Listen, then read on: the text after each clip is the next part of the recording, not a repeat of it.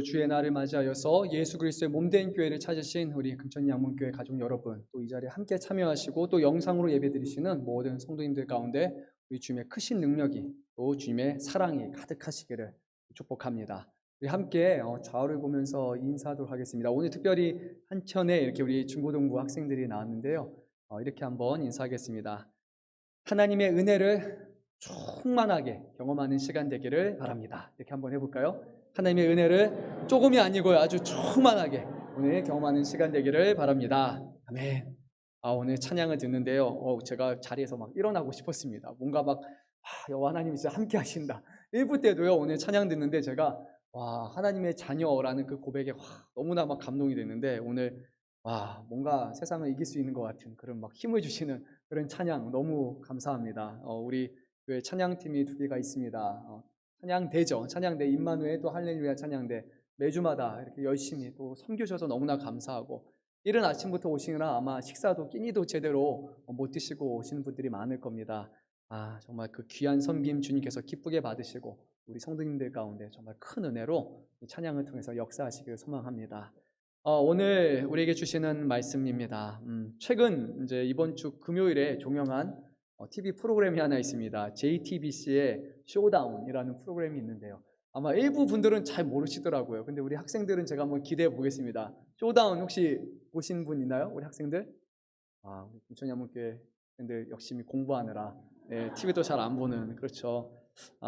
아는데 그럴 수도 있습니다. 아주 유명한 여기 멘트가 하나 있습니다. 이 쇼다운에서 그 J-Park이라고 박재범이 Let's get to the showdown 하는데 막 항상 너무 재밌게 저는 봤는데요. 이 프로그램은 대한민국을 대표하는 최고의 비보이들의 이제 춤 경합입니다. 비보이 뭐냐면 브레이크댄스 하는 그런 분들인데요. 아시는 분은 아시겠지만 한국이 이 비보이로서는 전 세계에 거의 1, 2위를 다투는 정말 대단한 비보이 강국입니다. 정말 오랜 시간 동안 열심히 기술을 연마하고 하나하나를 정말 보이는, 그리고 실제로 또 할 때 조금만 미끄러지거나 힘만 잘못해도 넘어지고 망칠 수 있는데, 완벽하게 소화하기 위해서 정말 많은 시간을 쏟아서 그렇게 이 하나의 프로그램을 또 그 춤을 준비를 합니다. 저는 이 JTBC에서 방영한 이 쇼다운을 보면서 너무 감동이라고 해야 될까요? 너무 좋게 즐겁게 봤습니다. 특히 이제 JTBC에서 너무나 연출을 잘해 주셨어요. 편집도 그렇고, 이게 경연이면 가끔 이렇게 말이 잘못 오가기도 하거나 대결 구도로 심하게 해서 악마의 편집을 해가지고 막 이렇게 흥행만 유도하는 게 아니라, 정말 그 비보이 한 사람 한 사람이 얼마나 수고하고 있고 얼마나 힘들게 하고 있고 정말 묵묵하게 자기를 지키면서 최선을 다하는 그거를 정말 이렇게 아름답게 잘 꾸몄습니다. 그래서 몇 번 울었던 것 같고요. 그리고 엊그저께는 마지막 이제 공연을 보는데 제가 앉아있다가 막 벌떡 일어났습니다. 너무 멋있다, 너무 대단하다. 네, 저만 일어났던 것 같네요. 근데 너무 좋게 즐겁게 봤습니다. 혹시 관심 있으신 분들은 다시 돌려보기로 보면 좋을 것 같습니다. 이 얘기를 하는 이유는 뭐냐면요, 처음에 이 프로그램을 볼 때부터 그랬는데요, 이 경연 프로그램이다 보니까 관객과 그리고 이제 평가하는 사람들이 있습니다. 2개의 평가단이 있는데, 하나는 전문가 패널이 있고 그 사람들은 정말 춤을 추는 그런 사람들이고요, 그리고 한쪽에는 그냥 우리와 같은 일반 관객들이 있습니다. 그냥 잘은 모르지만 그때 주어지는 그런 걸 보면서 평가를 하는 사람들이 있습니다. 근데 이 평가회가 둘이 이렇게 일치할 때가 있는가 하면 또 일치하지 않는 상황이 상당히 많습니다. 전문가적인 식견으로 봤을 때는 너무 기술도 대단하고 박자에 맞춰서 탁탁탁 너무 잘했다, 그리고 잘 표현했다라고 이렇게 하지만, 또 관객들은 그게 중요한 게 아니고 우선 재밌어야 되잖아요. 흥미로워야 되잖아요. 뭔가 마음에 와야 되잖아요. 그러니까요, 어떤 팀은 정말 패널한테는 좋은 평가를 받았는데 관객들 평가는 최하위, 이렇게 그런 일들을 심심치 않게 발생을 합니다. 저도 처음부터 제가 좋아했던 팀이 있는데 기도를 한 건 아니지만 감사하게도 우승을 해서 괜히 또 감정이입이 됐었는데요. 이 팀을 좋아하는 이유는 무엇이냐면, 처음부터 정말 너무나 열심히 준비하고 하나하나 합을 맞추기 위해서 그 노력하는 그 과정이 너무나 멋있게 느껴졌습니다. 그리고 실제로 공연할 때 보면 어떻게 저렇게 준비하고 딱딱 맞을 수 있을까 보면서 막 전율을 느끼기도 했었죠. 근데 이제 거기는 여러 팀들이 있는데, 팀들 중에 관객들의 평가가 좋지 않다 보니까 처음에 자기가 갖고 있던 고유의 색깔도 있고 사람들이 좋아했었던 것들이 있는데 그거를 좀 잃어버리고 타협하고 그래서 나중에 관객이 원하는 데 맞추다 보니까 그 고유의 정체성을 잃어버린 그런 팀들도 있더라고요. 그런데 제가 좋아하는 이 팀은 처음부터 끝까지 초지일관 자신의 장점을 잘 살렸고 처음에 관객들에게 좋은 평가를 받지 못했지만 계속해서 그것을 어필하고 잘 전해서 마지막 때는 정말 모두가 이 팀이 무엇을 하는지 알겠구나. 다들 인정하고 아주 좋은 그런 성적으로 마지막에 우승을 차지했습니다. 실제로 마지막 우승한 팀의 리더가 눈물을 보이면서 이런 얘기를 했습니다. 가장 힘들었던 거는 관객들의 평가라는 겁니다. 전 세계에서 1등을 했지만 관객들 앞에서는 7등, 8등을 하는 것을 보면서 내가 지금 뭔가 잘못하고 있는 거 아닌가 그렇게 생각하고 눈물을 보였다는 것이죠. 저는 이거를 보면서 오늘 말씀하고 조금 연결이 된다는 생각이 들었습니다. 왜냐면요, 하나님의 택함 받은 백성으로서 우리는 하나님 앞에서 평가를 받는 사람이지만 동시에 세상들 앞에서 사람들 앞에서 평가를 받는 그런 사람들입니다. 근데 하나님이 하시는 평가와 세상이 하는 평가가 늘 일치하는 것이 아니라 다를 때가 상당히 많다는 겁니다. 정말 하나님만을 바라보고 그렇게 신앙 안에 살면 하나님은 인정해 주시는데 사람들은 너무 예수쟁이 아니냐, 뭐 저렇게까지 해야 됐냐, 이상한 사람이라고 그렇게 평가하기도 한다는 것이죠. 그런데 이 프로그램이 저에게 위안이 됐던 거는 초지일관 그 중심을 지키고 갔더니 마지막에는 사람들이 그것을 인정하고 받아들였다라는 것이었어요. 그래서 오늘 말씀도 그와 아주 비슷한 맥락 가운데 있습니다.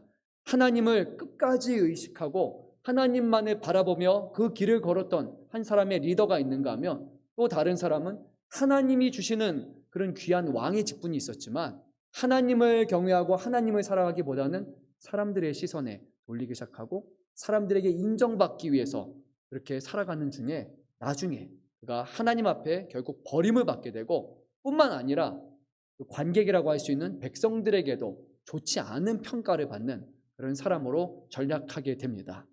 바로 믿음의 사람은 요나단이라고 알려진 사울 왕의 첫 번째 아들이었고 그리고 믿음이 없는 사람, 그 사람은 바로 첫 번째 왕이었던 사울 왕에 해당합니다.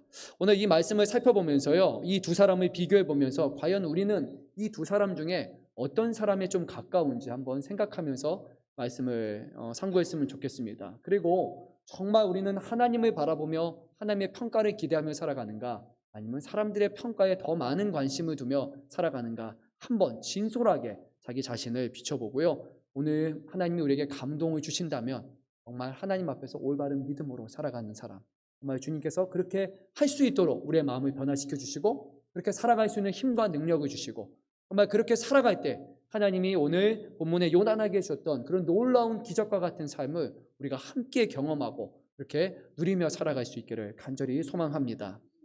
오늘 말씀을 배경을 간략하게 살펴보면요, 첫 번째 왕 사울 왕이 세워지게 됩니다. 그 당시에 이스라엘 장로들은 이런 왕을 원했습니다. 이방 대적들에 맞서 싸울 수 있는 그런 왕, 왕을 세워주십시오. 사무엘이라는 사람은 한 곳에 머물러 있다 보니까 조직적으로 움직이면서 이스라엘을 보호할 수가 없는데 왕이 세워지면 이제는 우리 나라를 지킬 수 있을 것 같습니다 라고 그렇게 기대를 합니다. 그리고 그들의 바램대로 오늘 사울 왕은 이스라엘을 방어하는 직무를 이제 시작을 합니다. 그리고 13장 말씀을 보면요, 이제 이스라엘의 당시의 심장부라고 할 수 있는 게바라는 곳에, 그곳에 이제 그들과 대적하는 블레셋 사람들, 그들의 병력들이 이렇게 주둔해 있는 그것으로 오늘 말씀이 시작이 됩니다. 이 게바라는 곳은 워낙 유명한 곳이었고 이곳은 하나님께서 특별히 아론 계열에게 주시는, 그들에게 맡겨주시는 성읍이었고 또 뿐만 아니라 이곳은 이스라엘의 아주 중심지라고 할 수 있었기 때문에 꼭 이곳에 탈환하고 지키고자 하는 그런 열망이 이스라엘 백성들에게 있었습니다. 근데 그 당시에 블레셋 사람들이 얼마나 게바에서 가까웠냐면 약 4km 떨어진 곳에 아주 큰 이제 이렇게 군대를 거느리고 주둔하고 있었습니다. 얼마나 위협되는 상황일까요? 우리 대한민국도 이렇게 북한하고 서로 이렇게 대치를 이루지 않습니까? 그런데 그 우리가 휴전선이라고 하는데 갑자기 한 60만 군의 북한 세력들이 이렇게 탁 내려와 있다고 생각하면 마음이 불편할 겁니다. 언제든지 우리를 쳐들어올 수 있고 포를 발사하거나 아니면 바로 넘어오면 전쟁이기 때문에 참 마음이 불편했겠죠. 이스라엘 백성도 그랬습니다. 4km밖에 안 되는 곳에 지금 이방인이 군세를 갖추고 있었기 때문에 가만히 놔둘 것이 아니라 그들이 싸워서 그들의 진영을 뒤로 좀 물리자, 그들을 쳐부시자라는 그런 계획을 갖게 됩니다. 그래서요, 한 3,000명의 사람을 모집을 합니다. 3,000명의 군사였는데 두 팀으로 나눠서 한 팀은 사울 왕이 2,000명을 데리고 있고 한 명은 1,000명은 이제 사울 왕의 아들인 요나단이 이제 거느리게 됩니다. 사울 왕은 그 당시에 베냐민 지파의 그 수도 그 지역에 기브아에 2,000명을 징치고 그쪽을 지키고 있는 상황이었고 1,000명의 병력을 이제 요나단에게 맡겨서 바로 그 게발을 탈환하기 위한 작전을 펼치게 됩니다.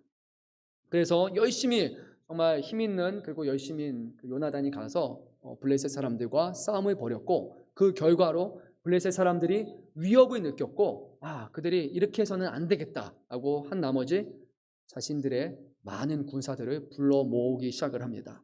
얼마나 많은 사람들을 모았는지요. 오늘 성경 말씀을 보니까 3만의 병거, 전차 부대가 3만이고 그리고 6천의 마병, 기병이 6천이나 되고요. 그리고 일반 보병들은 얼마나 많았든지 해변에 모래같이 많은 백성이 믹마스라는 곳에 이제 모였다라고 성경은 그렇게 말합니다.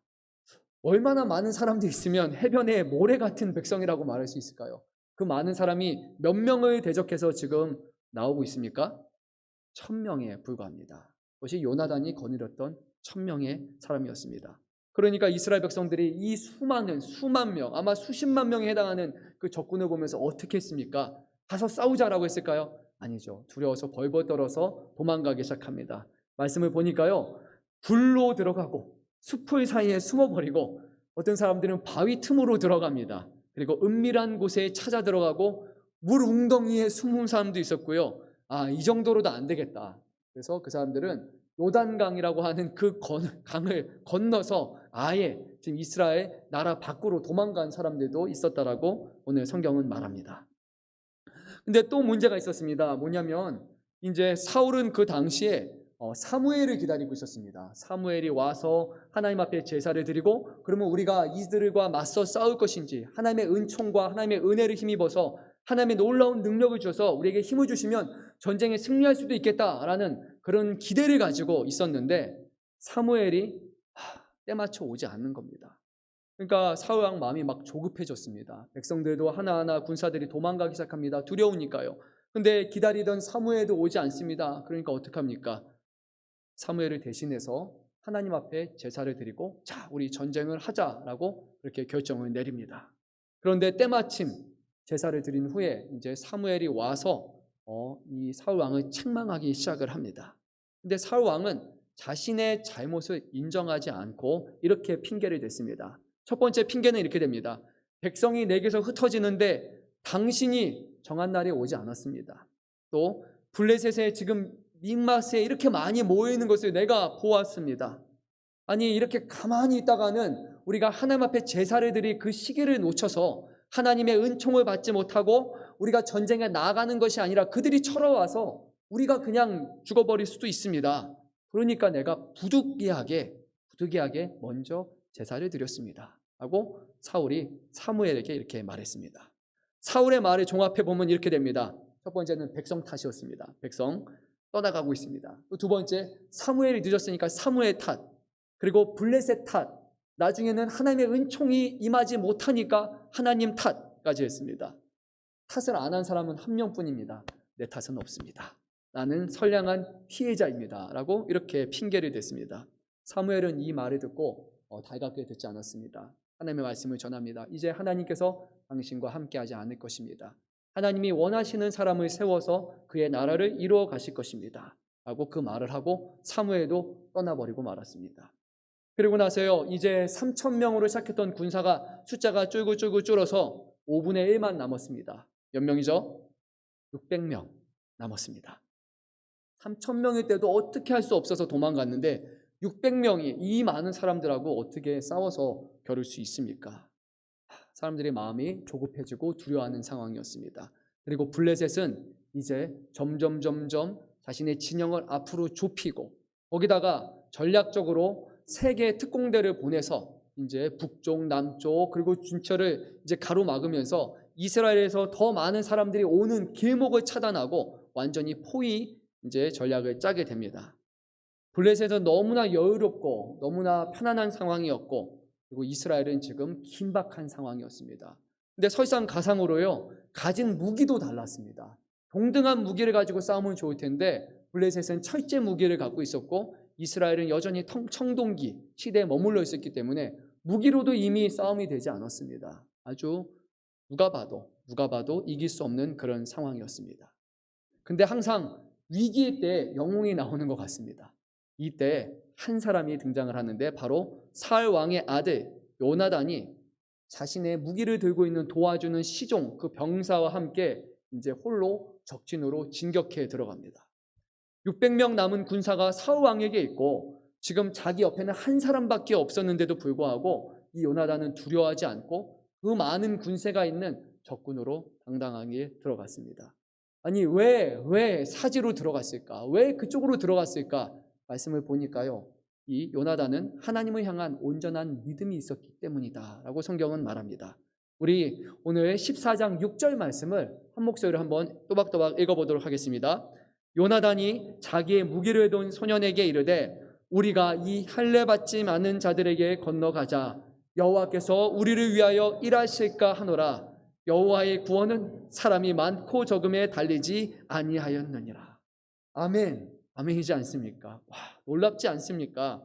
어떻게 단 한 사람이 적군과 맞서 싸울 수 있습니까? 그는 혼자였지만 여호와의 구원은 사람의 많고 적음에 달려있지 않다. 이것이 요나단의 믿음이었기 때문에 한 사람이라도 하나님이 원하시면 그 사람을 들어서 전쟁을 승리하게 하실 것이다. 전쟁은 사람으로 싸우는 것이 아니라 하나님이 이루시는 역사다. 그는 믿고 그 앞으로 진격해 나갔습니다. 근데 요나단은 무모한 사람은 아니었습니다. 근거 없는 믿음과 근거 없는 신앙과 그런 자신감을 가지고 그냥 간 것이 아니라 정말 이것이 하나님의 뜻이라면 내가 승리할 것입니다 라고 그는 고백했습니다. 그래서 하나님 앞에 간구했습니다. 하나님, 이것이 정말 하나님의 뜻이라면 표징을 보여주십시오. 정말 하나님이 함께 하신다, 하나님이 이 전쟁 가운데 있다라는 그런 표징을 주십시오 라고 구했는데 어떻게 됐을까요? 보여주셨을까요? 안 보여주셨을까요? 보여주셨습니다, 하나님이. 그래서 요나단이 그 표징 하나만 바라보고 적군으로 들어갔습니다. 그리고 나서 어떤 일이 일어났냐면요, 만약에 삼손이었으면 거기에 들어가서 아마 나귀 머리뼈를 가지고 와서 순식간에 한 5,000명, 10,000명을 잡아서 죽였을 수도 있습니다. 삼손은 그런 사람이었잖아요. 근데 요나단은 그렇지 않았습니다. 하루 반나절 적군들과 맞서 싸웠는데 그가 쳐서 죽인 사람의 숫자를 보니까 20명이라고 말합니다. 아니, 혼자서 20명을 잡았으면 어마어마한 거잖아요. 그런데 상대 숫자가 너무나 많으니까 적게 분명히 느껴집니다. 3만의 병거, 6천의 만병, 해변에 모래같이 많은 백성.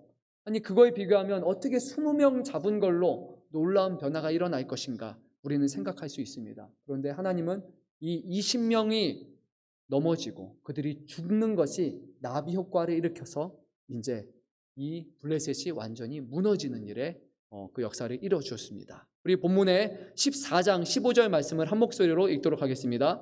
들에 있는 진영과 모든 백성들이 공포에 떨었고 부대와 노략군들도 떨었으며 땅도 진동하였으니 이는 큰 떨림이었더라. 20명이 죽었는데 왜 이렇게 떨립니까? 그들은요, 요나단을 본 것이 아니라 요나단 뒤에 계시는, 요나단 앞에 계시는 하나님을 보았기 때문입니다. 이 블레셋 사람들은 하나님을 두려워하는 사람이었습니다. 하나님이 어떤 분인지 너무나 잘 알고 있습니다. 우리가 사무엘상 앞장 말씀을 보게 되면요, 이 블레셋 사람들이 이스라엘과 한번 전투에서 이겼고 그들이 갖고 있는 그 언약궤를 가지고 자신의 신전으로 들어왔습니다. 그때가 엘리 제사장이 죽었던 때죠. 다곤 신전 앞에, 다곤 신상 앞에다가 이 하나님의 법궤를 내려놨는데 어떤 일이 일어나냐면요, 하루 자고 일어나니까 다곤 신상이 언약궤 앞에 엎드려 있는 겁니다. 또 보니까 다곤 신상의 팔다리가 다 잘리는 일이 일어났습니다. 아주 무서운 상황이죠. 거기서 끝난 것이 아니라요, 이 블레셋 진영에 전염병이 돌기 시작했어요. 그래서 이 언약궤를 우리가 빨리 치워야겠다. 그리고 다른 성읍으로 옮깁니다. 그런데 언약궤가 가는 성읍마다 전염병이 일어나서 거기는 수많은 사람들이 다 죽어버리는 일이 일어났습니다. 사람 한 명도 없었지만 하나님의 언약궤가 있는 그곳에 하나님이 함께 하셨고 블레셋을 완전히 격파시켰던 것이죠.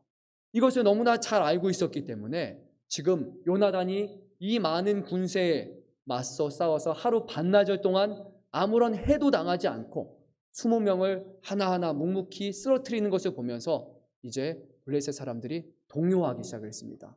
혼란이 생기기 시작했습니다. 하나님이 함께 하시는구나.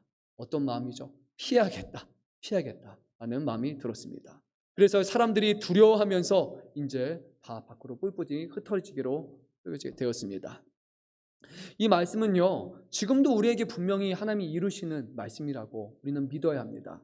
하나님의 백성의 힘은요, 우리가 가진 권력도 아니고 우리가 갖고 있는 어떤 직급이나 아니면 우리의 능력에 있는 것이 결코 아닙니다. 그건요, 믿지 않는 사람들도 다 갖고 있는 것입니다. 그것으로 부리쳐서 되지 않습니다. 우리보다 더 힘이 센 사람들이 많이 있습니다. 하나님의 자녀의 능력은 바로 우리와 함께 하시는 여호와 하나님께 있다는 겁니다. 그분이 함께 하실 때 세상의 어떤 권력과 권세와 힘과 능력으로 할 수 없는 그 일을 하나님이 이루신다는 것, 그것이 믿는 우리들이 흔들리지 않고 반드시 견지해야 될 사실이고 믿음의 근거입니다. 오늘도 하나님은 우리 가운데 역사하십니다. 우리가 하나님의 음성에 귀 기울이고 하나님이 원하시는 그곳에 우리가 서 있고 그 길을 걸어간다면 요나단과 같이 작은 사람을 통하여서도 하나님은 그 자리에 큰 변화를 이루시고 하나님이 살아계신다는 것을 온 세상 가운데 드러내실 줄로 믿습니다. 저는요, 이 자리에 나와 있는 우리 사랑하는 성도 여러분 한 사람 한 사람이 정말 그 믿음의 주인공이 되었으면 좋겠습니다. 세상이 너무 힘들어요, 세상이 너무 커요 라고 그런 사람이 아니라 세상에 맞서서 담대하고 하나님이 함께 하신다면 이 전쟁은 사람의 숫자로 싸우는 전쟁이 아니라 여호와의 편에 서느냐 아니냐의 전쟁이기에 오늘도 그것을 믿으며 세상을 향해 달려간다면 세상이 넘어지고 무너지고 하나님의 나라가 세워지고 복음이 증거되고 하나님의 영광이 드러나는 놀라운 역사가 일어날 줄로 믿습니다. 대한민국의 교회가 세워진 것 자체가 바로 그 역사의 결과입니다. 이 우리 대한민국은 교회가 세워질 수 있는 곳이 아니었습니다. 그런데 하나님은 이곳에서 수많은 교회를 세우시고 수많은 영혼들을 살리셨고 지금도 세상 곳곳에서 하나님을 경외하는 사람들에게 함께 하시며 역사를 이뤄나가십니다. 오늘 말씀을 보니까요, 요나단은 하나님을 의지하고 신뢰했는데 그러지 않은 사람이 한 명 있었는데 바로 사울 왕이었습니다. 이 사울 왕은 분명히 왕이었기 때문에 전쟁의 최전방에 선방에 쓰면서 거기서 같이 정말 하나님을 의지해서 여호와 하나님을 의지하면서 전쟁을 이끌어 나가야 됐지만 그러지 않고 오히려 자신의 성 안에서 군사들 600명에 둘러싸여서 안전하게 있었습니다. 그곳에서 모든 것을 관망하던 중에 블레셋 진영에 변화가 찾아온 것을 그가 깨닫게 됩니다. 아니 어떻게 왜 지금 블레셋 진영이 소란스러우냐, 무슨 일이 일어났느냐라고 보니까 거기에 자신의 아들 요나단이 가서 일으킨 변화라는 것을 깨닫게 됩니다. 뭔가 일이 일어나는구나. 그는 깨닫게 되고 급하게 곁에 있었던 제사장 아히야에게 말해서 자, 하나님의 언약궤를 빨리 가지고 오십시오. 하나님의 언약궤를 가지고 오십시오. 우리가 하나님 앞에 기도하고 아마 하나님 앞에 제사를 드리고 하나님의 뜻을 구하며 하나님과 함께 이 전쟁을 하겠습니다 라는 그런 마음으로 아마 그랬을 것입니다. 근데요, 그 마음이 안타깝게도 얼마 가지 못했습니다. 상황을 보니까요, 블레셋 진영이 점점 더 소동이 심해지는 겁니다. 그러니까 사울 왕이 잘하는 거 있습니다. 참지 못하고 조급해하는 거. 뭔가 내가 해야 될 것 같은데, 내가 지금 왕인데, 내가 바로 저 전쟁에 들어가서 뭔가 해야 될 것 같은데 그 생각이 들어서요, 지금 제사장이 언약궤를 가지고 있는데 아니 필요 없습니다 라고 말합니다. 언약궤는 됐고 지금 빨리 우리가 갑시다 라고 말하죠. 그래서 전장 안으로 들어가고 자신의 병사를 데리고 그곳에서 들어갔습니다. 전장에 가니까 또 놀라운 일이 하나 벌어지고 있었어요. 뭐니까요, 블레셋 사람들이 서로를 향해서 칼을 겨누면서 찔러 죽이는 겁니다.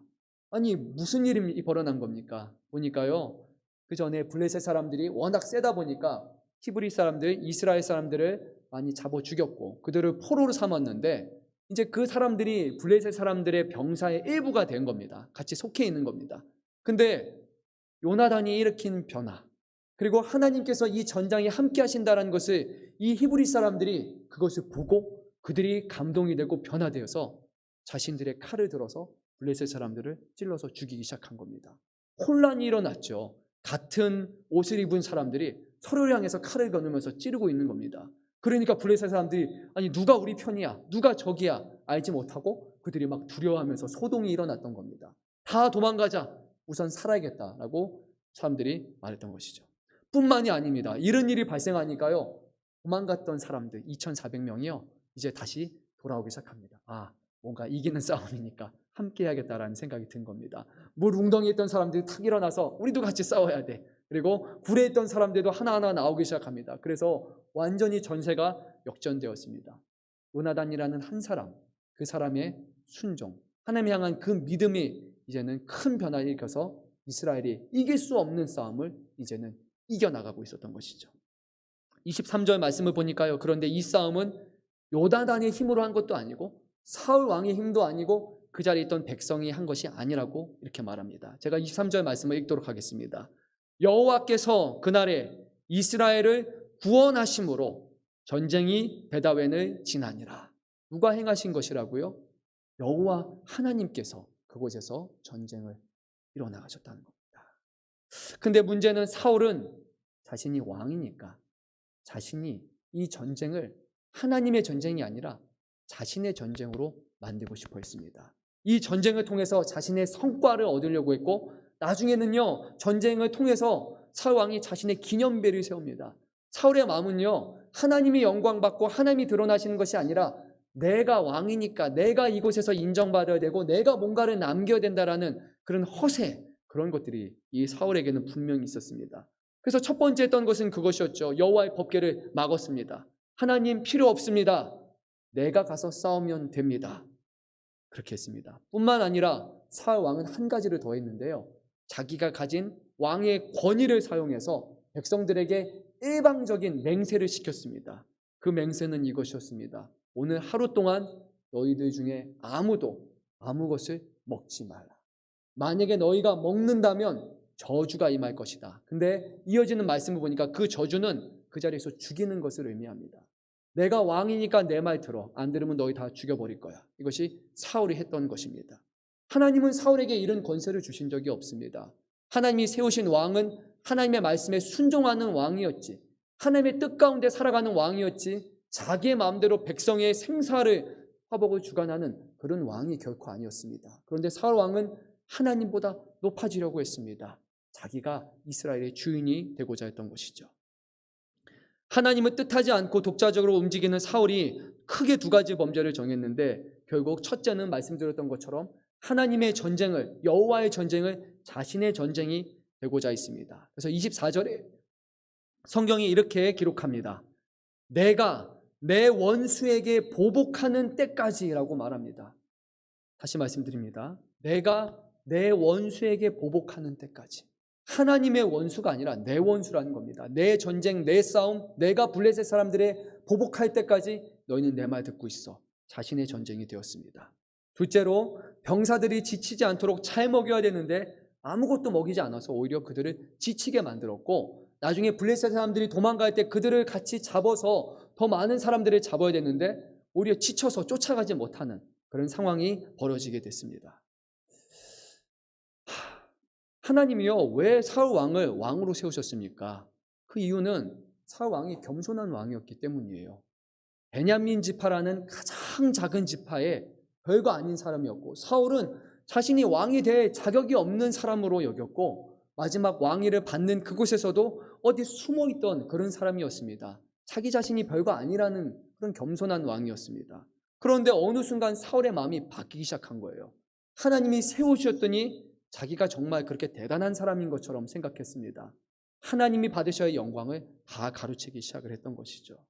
그래서 결국 하나님은 그 사울 왕을 이제는 해이시키고 하나님의 마음에 합한 다른 왕, 겸손한 왕인 다윗 왕을 세우시기로 결정하셨습니다. 둘째로요, 그는 자신의 권한을 남용해서 아무 근거 없는 결정을 내렸습니다. 오히려 하나님이 주시는 구원을 가로막는 사람이 되었고, 심지어 더 나아가서요, 이스라엘 백성이 하나님 앞에 죄를 범하는데 일조하는 사람이 되었습니다.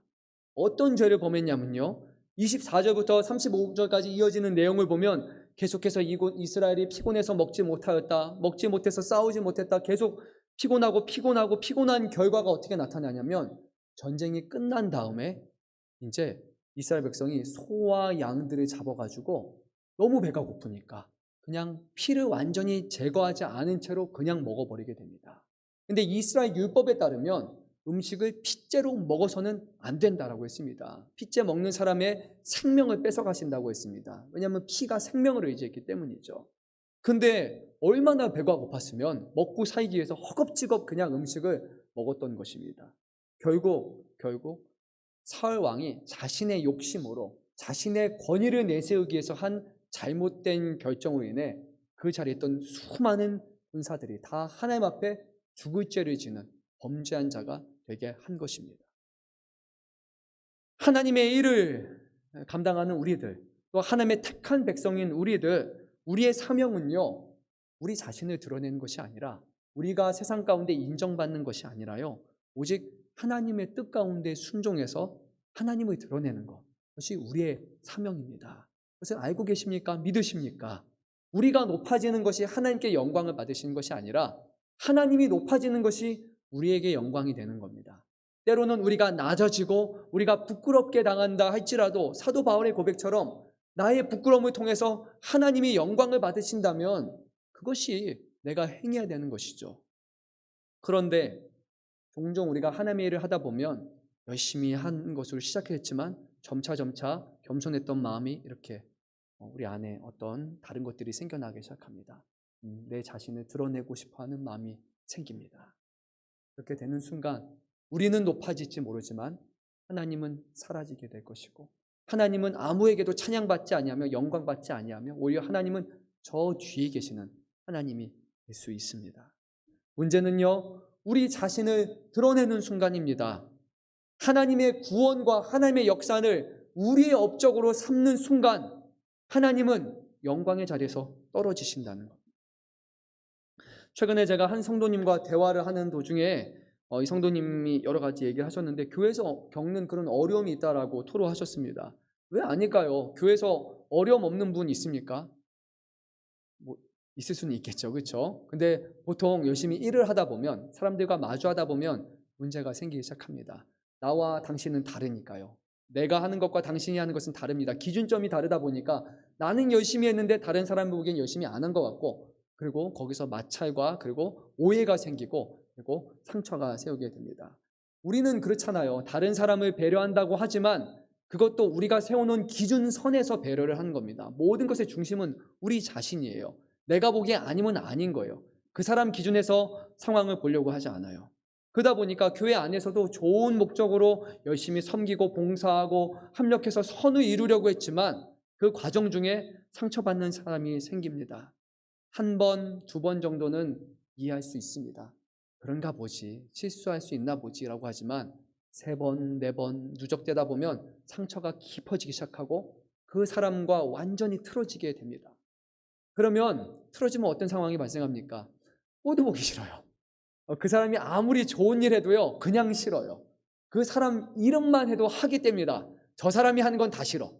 그 사람의 말을 듣고 싶지도 않고 이런 거 없어요. 그냥 이미 너무 많은 것을 내가 들어왔으니까, 경험했으니까 그냥 우리는 이미 갈라진 겁니다. 저는 우리 교회 가운데 그런 분들이 서로 없기를 바랍니다. 하지만 그런 이들이 안타깝게도 남의 교회, 다른 교회에서는 생겨나는 것 같습니다. 물론 성도님은 그 정도까지는 아니었지만 마음에 상처가 많았어요. 열심히 정말 하나님 위해서 섬기고 일을 했는데도 불구하고 돌아오는 소리가 부정적인 소리였기 때문이죠. 그럼에도 불구하고 제가 대화를 나누면서 감동됐던 것이 무엇이냐면 이렇게 말씀합니다.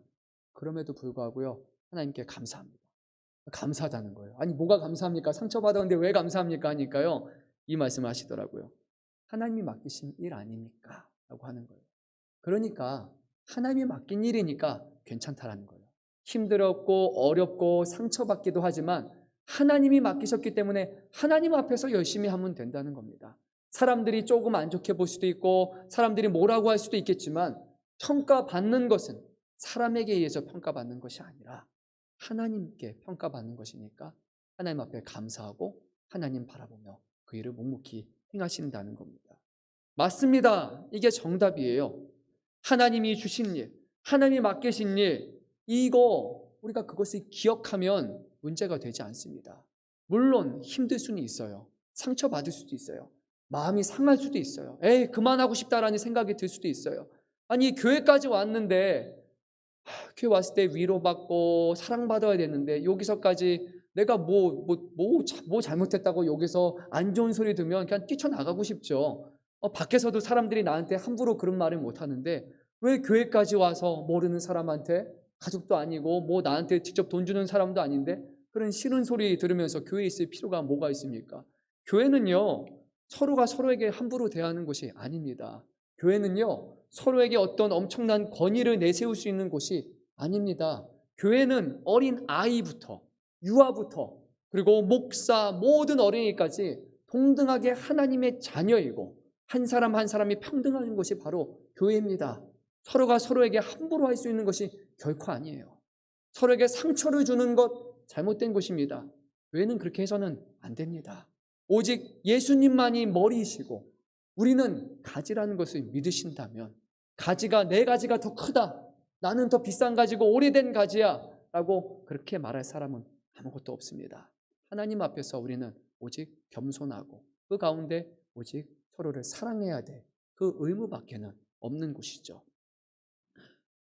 교회에서 그런데도 불구하고 큰 소리 치는 사람들도 있습니다. 상처 주는 사람들도 있습니다. 제가 곰곰이 생각해 보니까요, 그 이유는 한 가지인 것 같아요. 제가 그랬습니다. 제가 사역하면서 가장 큰 실수를 저지르고 남에게 상처를 주는 일들을 벌였던 그 근간을 보니까요, 그거는 하나님께 영광을 돌려야 되는데 내가 뭔가 남에게 인정받고 싶을 때 그런 일이 발생했다는 거예요. 내가 좋은 목사가 되고 싶거나 내가 좋은 사역자로 기억되고 싶거나 다른 사람들에게 뭔가 인품이 좋고 성실하고 그리고 뭔가 남에게 좋은 사람 되고 싶은 그런 인정받고 싶어하는 욕구가 점점 커질 때 그때 제 마음에 헛된 마음이 들어서기 시작하고요. 제가 뭐라도 대단한 사람이 된 것처럼 사람들에게 그렇게 우쭐대기도 하고 그렇게 인정받고 싶어 하다 보니까 그러니까 문제가 생기는 겁니다. 아니, 하나님이 영광 받으시면 되는 건데 그것으로 족하지 않다고 생각하고 내가 인정받아야 된다라고 생각하는 그런 헛된 마음이 들어가는 순간 뭔가 마음에 불편함이 생기고요. 사람들이 말하는 게 달갑지 않은 겁니다. 이 정도가 아니라 뭔가 좀 더 칭찬해줘야 될 것 같은데 뭔가 좀 인정해줘야 될 것 같은데 그런 생각이 자꾸만 마음 가운데 스물스물 드러난다고. 그러다 보니까요, 이상한 교만한 마음이 더 생기는 겁니다. 싫어하는 일은 힘든 일은 하고 싶지 않습니다. 그래도 남이 알아주는 일을 더 하고 싶은 겁니다. 제가 담임 목사가 돼가지고 목사병이 걸린 거예요. 아니, 남들이 왠지 목사처럼 대우해 주기를 바라는 이상한 병이 생기는 겁니다. 아니, 목사는 더 낮아져야죠. 더 겸손해야죠. 주님의 종이잖아요. 그래서 더 헌신하고 수고해야 되는데 그게 아니라 담임 목사, 이게 뭐라고요? 그렇죠? 하나님 보시기에는 정말 말도 안 되는 일이 제 안에서 일어난다는 겁니다. 처음부터 그런 게 아니에요. 잘하려고 했는데 너무 잘하다 보니까 그 욕이 너무 앞서다 보니까 인정받고 싶다 보니까 교만이 들어서고 하나님은 사라지고 제가 드러나기 시작한다는 겁니다. 하나님이 왜 저같이 연약한 사람을 세웠겠습니까? 자격 없는 저를 왜 세우셨겠습니까? 하나님 앞에 겸손할 줄 알고 세우신 겁니다. 사울 왕처럼 자격이 안 되는 사람, 가진 거 없는 사람, 능력이 없으니까 한 가지 하나님 앞에 겸손함이라도 있으니까 그거 보고 하나님이 세우신 건데 그 겸손이라는 것조차도 잃어버리고 하나님 앞에서 교만을 떨고 있었다는 겁니다. 제가 보니까요, 정말 이 목사병은 중병이에요. 중병 중에 중병이에요. 남에게 인정받고 싶어서 하나님의 영광을 가로채는 병이라는 거예요. 왜 대우해 주지 않습니까? 왜 내가 이것까지 해야 됩니까? 내가 이것도 하고 있고 저것도 하고 나도 시간 없고 너무나 힘들고 그러고 있는데 내가 그것까지 해야 됩니까? 라고 갑자기 교만하는 마음이 생기는 겁니다. 이건 다른 사람이 하면 되고 나는 내가 할 거 그 정도 하면 되죠라고 스스로 선을 그어버리고 저는 정말 담임 목사만 돼보고 싶은 겁니다. 쉬운 일이 아니었습니다.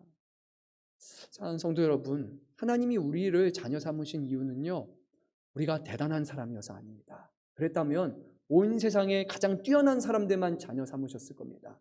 그런 사람들만 교회 안에 리더십으로 삼았을 거고요. 그런 사람들만 교회 중직이고 봉사하는 사람으로 세우셨을 겁니다. 근데 그렇지 않습니다. 하나님이 세우시는 사람은요, 겸손한 사람이에요. 하나님, 저는 오늘도 제 힘으로 할 수 있는 것 아무것도 없습니다. 정말 제가 할 수 있는 거 한 가지밖에 없습니다. 하나님 앞에 무릎 꿇는 거, 겸손한 거, 낮아지는 것밖에 없습니다. 그 마음을 가진 사람들을 하나님은 들어서 사용하십니다. 교회 안에서 우리가요, 힘든 일이 발생하면요, 하나님을 믿는 사람으로서 우리가 대항하고 우리가 하는 것이 아니라 우리는 조용히 지하 1층 소예배실로 내려가셔서요, 거기서 노래 틀고 눈 감고 눈물 흘리며 기도해야 됩니다. 하나님보다 앞서지 않게 해주세요. 하나님의 영광을 위해서 일해야 되는 내가 내 혈기, 내 영광, 내 인정 앞세우지 않게 해주세요. 이렇게 해야 됩니다. 그럴 때 하나님이 우리를 끝까지 사용하십니다. 교회 안에서 큰 소리 치시는 분들은 제가 보기에 한 가지예요. 하나님 앞서 가려는 분입니다. 하나님이 아직 말씀하지도 않았는데 내가 사울왕처럼 하나님을 엄청난 권한을 받은 사람인 것처럼, 내가 하나님을 대신하는 사람인 것처럼 그렇게 말하기 때문일 겁니다. 그런데 그 자리에 주인이 하나님이시라는 것을 아는 사람은 절대 그렇게 할 수 없습니다. 어떻게 하나님 앞에서 우리가 이렇게 겸손하지 못하게, 교만하게 행동할 수 있습니까? 하나님이 살아계심을 믿으십니까? 하나님이 우리와 함께 하심을 믿으십니까? 그러면요, 우리는 그 상황 가운데 눈을 감아야 됩니다. 입을 닫아야 됩니다. 주님이 주인이시고 나는 종입니다. 그러면 하나님이 그곳에서 놀라운 역사를 이루십니다. 상처가 아물게 하시고요, 그곳에 하나님의 사랑과 영광이 드러나게 하십니다. 오늘 우리가 세워가야 될 이 교회는 그런 교회입니다. 하나님이 왕이신 교회, 하나님 아래서 겸손한 교회, 그분만을 의지하는 교회. 그러면 주님이 그 교회를 통해, 사람들을 통해서 세상을 변화시키는 놀라운 역사를 이뤄나가십니다. 요나단은요, 오늘 말씀해 보니까 자신의 아버지의 선택은 너무나 안타까워했습니다. 아니, 왜 아버지 이런 잘못된 결정을 내리셨습니까? 오늘 29절 말씀을 보니까요, 이렇게 말씀합니다. 내 아버지께서 이 땅을 곤란하게 하셨도다. 그런데 하나님은요, 오늘 이 말씀에서 곤란하다라는 말을 특별히 사용하셨어요. 이 말은 아카르라는 단어인데요, 그냥 곤란하다, 난처하다라는 그런 의미 정도가 아닙니다. 여호수아 7장 52절 이하의 말씀을 보면 이스라엘 군대가 적군을 정복했을 때 그 안에서 아간이라는 사람이 한 명 등장해서 하나님의 것을 자기가 취하는 죄를 범합니다. 하나님이 그 사람을 결국 심판하셔서 죽게 만드셨는데 그가 했던 행동이 정확하게 곤란하게 했도다라는 것이었습니다. 그리고요, 사울 왕의 앞으로의 인생이 어떻게 됩니까? 그가 백성들을 이 땅을 곤란하게 했더니 하나님께서 그를 심판하셔서 아주 비참한 죽음을 당하게 하신 것입니다. 하나님은 하나님의 백성을, 하나님을 곤란하게 결코 가만히 놔두지 않습니다. 그에게 떠나시고 다른 사람에게 주님이 그 일을 맡기십니다. 하나님의 일을 감당할 때 너무 힘들어 하기 싫습니다. 그러면요, 하나님이 이렇게 하실 겁니다. 그래, 그만 일해, 그만해. 하나님, 제가 너무 바빠요. 목사인데 뭐 이래야 되면 목사 그만해. 너를 통해서 아무 일 안 할 거야 라고 하나님 말씀하실 겁니다. 그래서 정말 말과 생각, 행실에 저는 조심해야 됩니다. 성경에서 말하는 것처럼 두렵고 떨리는 마음을 갖는 것은 정말 하나님을 대하는 기본적인 자세입니다. 하나님이 계심을 믿으며 우리는 겸손하게 살아가야 됩니다. 하나님은 그런 사람을 택해서 사용하셨고 그 사람 바로 요나단을 통해서 놀라운 기적을 일으키셨습니다.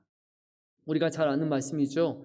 이후에 아주 하나님의 마음에 합한 자라 불리는 다윗 왕이 등장하는데요, 그가 블레셋 장수 앞에서, 골리앗 앞에서 전쟁을 벌이면서 이 말을 남겼습니다. 이 할례 받지 않은 블레셋 사람이 누구이기에 살아계시는 하나님의 군대를 모욕하겠는가? 다윗의 마음은 하나였습니다. 하나님의 영광이었습니다. 하나님의 군대가 모욕당한 것이 말이 안 됩니다. 그들은 할례받지 않은 이방인입니다. 그런데 오늘 말씀을 보니까 요나단도 동일하게 말했습니다. 우리가 이 할례받지 않은 자들에게로 건너가자 여호와께서 우리를 위하여 일할까 하노라. 마음이 같았습니다. 하나님이 계시고 하나님이 역사하심을 믿었기에 이런 열심을 내고 간 것입니다. 사도 바울은 오늘 우리에게 이렇게 도전합니다. 우리의 씨름은 혈과 육을 상대하는 것이 아니요 통치자들과 권세자들과 이 어둠의 세상 주관자들과 하늘에 있는 악의 영들을 상대함이라. 그러므로 하나님의 전신갑주를 취하라. 이런 악한 날에 너희가 능히 대적하고 모든 일을 행한 후에 서기 위함이라. 세상은 우리에게 말합니다. 혈과 육의 전쟁이라고요. 우리가 세상을 잘 살아가는 것, 그것이 우리가 사람들에게 인정받는 것이고 하나님의 원하시는 삶이라고 이렇게 말하는 사람들이 있을 겁니다. 그런데 성경은 아니라고 말합니다. 우리가 싸우는 것은 혈과 육의 싸움이 아니고 이것은 하나님이 우리를 대신해서 싸우는 싸움이고요. 우리가 싸우는 싸움은 영적인 싸움, 곧 하나님 앞에 얼마나 겸손하느냐, 얼마나 하나님 앞에 신실하냐, 얼마나 하나님의 말씀을 붙들고 살아가느냐, 그것이 우리 믿는 사람들에게 주시는 그런 사명이라는 것입니다. 사랑하는 성도 여러분, 오늘 하나님의 싸움을 대신 싸우는 그런 어리석은 사람 되지 마십시오. 하나님이 이루시는 구원에 내가 하겠다고 앞장섰다가 거기 들어갔다가 그 놀라운 일들을 가로막는 사울과 같은 사람 되지 마십시오. 하나님의 말씀에 순종하여서 정말 그 길로 끝까지 나아가서 구원의 주역이 되는 그런 성도님 되시기를 간절히 소망합니다. 우리가 싸우는 사람은 그런 싸움입니다. 세상에 숫자로 싸우는 사람이 아니라 여호와 하나님이 이곳에 계시느냐, 그것을 신뢰하는 싸움입니다. 오늘 그 싸움을 쌓아 나가시고 오늘 말씀의 요나단 그리고 이어지는 다윗과 같은 그런 믿음의 사람 되시고 하나님이 지금도 이 세상에 역사하고 계시다라고, 지금도 하나님을 의지하고 살아가는 사람 그 인생을 변화시켜서 세상의 높은 사람을 낮아지게 하고 하나님 앞에 겸손하게 하는 사람을 통해 하나님의 영광을 나타내신다라는 그 말씀이 우리 삶 가운데 이루어지는 그 말씀의 주인공 되시기를 간절히 소망합니다. 오늘 우리가 함께 찬양할 때 우리가 주가 일하시네라는 찬양 함께 찬양하시고 또 하나님 앞에 우리의 마음을 내어놓고 믿음 달라고, 주님 함께 달라고 또 기도하는 시간 갖도록 하겠습니다. 함께 찬양하겠습니다.